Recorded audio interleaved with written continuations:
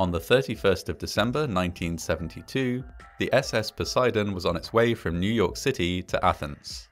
It was to be the ship's final voyage, with the ocean liner scheduled to be retired and broken down for scrap after berthing in Greece. However, before the ship could reach its final destination, an undersea earthquake would cause a serious accident that would change the fate of the ship and of almost every passenger and crew member on board. The SS Poseidon began life in 1937 as the RMS Atlantis, a British ocean liner of around 73 million kilograms, or 81,000 tons. With 3 funnels and 4 screws, it was often compared to the RMS Queen Mary, which was built around the same time. Both were large British ocean liners intended to compete with French and German superliners in the period between the 2 world wars. After the Second World War, however, fewer and fewer people were interested in booking travel on an ocean liner.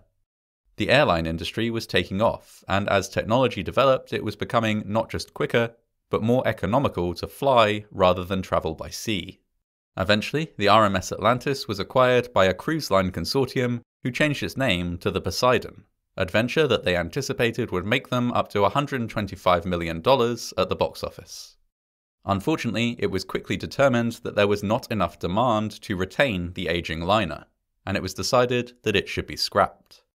Tickets for the ship's final journey sold reasonably well. Departing just after Christmas, passengers would be sailing through the New Year period and arriving in Athens at the beginning of 1973.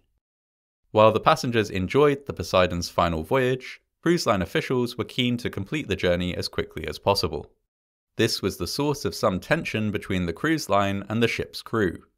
For example, Captain Harrison wanted to take on ballast before departure, but was overruled as loading sufficient ballast would cause a significant delay. This lack of ballast proved to be a problem when the ship encountered inclement weather en route. At several points during the trip, massive waves caused severe listing, resulting in a rash of seasickness amongst the passengers. Again, Captain Harrison argued that the ship should stop to take on water ballast, but again, he was overruled by company representatives. The Poseidon was already behind schedule, and they could not afford to keep the wrecking crew in Athens waiting any longer than necessary. Because of this, the Poseidon proceeded without ballast. This left the ship in a precarious position. Without ballast, it was top-heavy. In normal conditions, this would not be a problem, but in severe weather, this could lead to dangerous degrees of listing. While the passengers were perturbed by the seasickness-inducing roll of the ship, there was no undue concern as New Year's Eve approached. Passengers and crew gathered in the ship's grand ballroom to celebrate the advent of 1973 with dinner, drinks, and dancing. It was at the height of this celebration, however, that disaster struck. A massive undersea earthquake was recorded northwest of Crete, lasting 42 seconds, followed by a single brief aftershock. This violent seismic event created a tsunami, which struck the ship just a few seconds after midnight.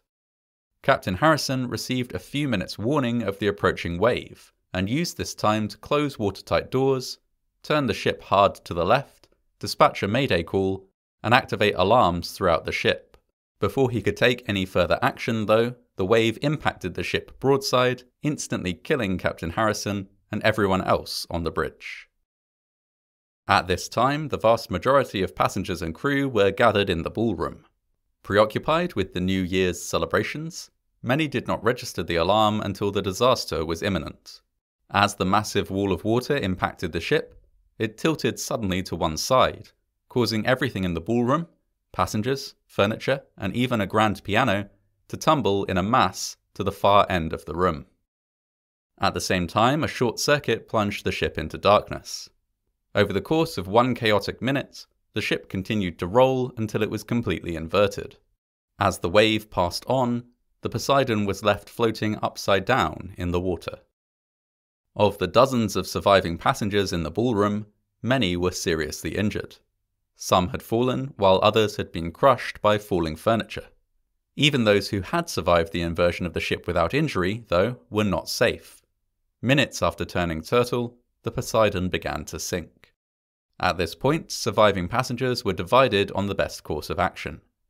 Some believed that they should attempt to climb upward through the ship, in order to get as close as possible to the hull. They reasoned that if they were to be rescued, help would come from above, and that assembling at the hull of the ship would give them the best chance of being saved.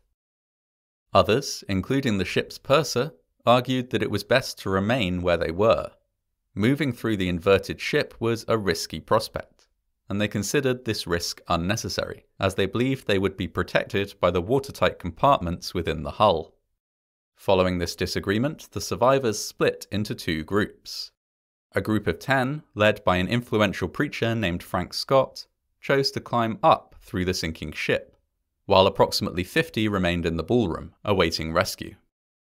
Unfortunately, as the ship sank further into the ocean, the ballroom flooded. Nobody from the latter group survived. The 10 survivors, led by Reverend Scott, made their way up through the inverted ship, tackling a number of serious obstacles as they did so. At several points, their route was informed by a young boy who had spent a great deal of his time on the ship exploring, asking questions of crew members, and studying the layout of the vessel. He also had an unusually thorough knowledge of similar disasters for a boy his age. What had been considered a bizarre hobby by the child's family became a vital resource when plotting a route through the overturned ship. In order to reach the hull of the ship, the survivors also had to pass through a flooded section of the interior.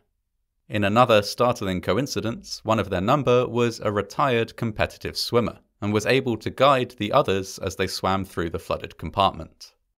Thanks to the unique collection of knowledge, experience, and intuition among the survivors, they were able to make their way successfully to the engine room at the rear of the Poseidon, where the hull was at its thinnest. Despite inexplicably stopping for 15 minutes to look for food at one point, they remained ahead of the rising water. Unfortunately, during the difficult climb up through the ship, the survivors suffered a number of casualties. 3 survivors lost their lives in accidental falls, while a 4th suffered a medical emergency and passed away before reaching the engine room. This left 6 survivors, who arrived at the engine room after a long and cinematic journey through the inverted corridors and vents of the ship. They arrived just in time as rescuers cut through the hull and pulled them to safety. They were the only survivors of the sinking of the SS Poseidon. An investigation in the wake of the disaster revealed that the lack of ballast had doomed the ship. Had the trip been delayed long enough for the ship to take on ballast, as Captain Harrison had wished, it would likely have been able to weather the wave. The cruise line representatives who had overruled the captain had, unfortunately, doomed the Poseidon to sink. Despite this, it appears that few lessons were learned from the disaster.